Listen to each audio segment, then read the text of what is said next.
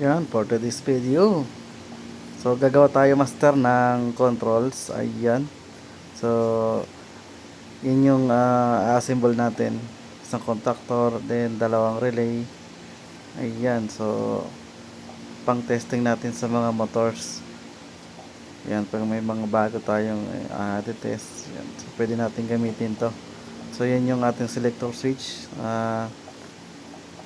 Pang jog operation. At yung ating push button, yan yung magiging start stop natin.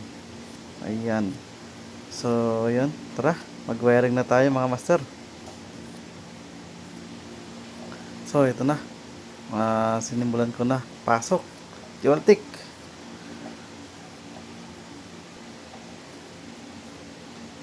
So ayan na master.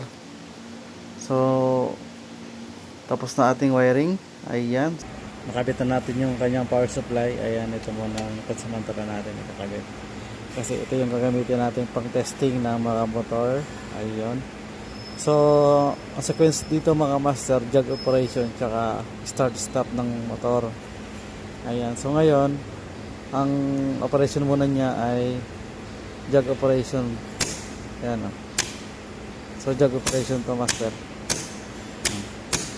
Ayan, kung gusto mo siyang gawin na start stop, select mo lang siya.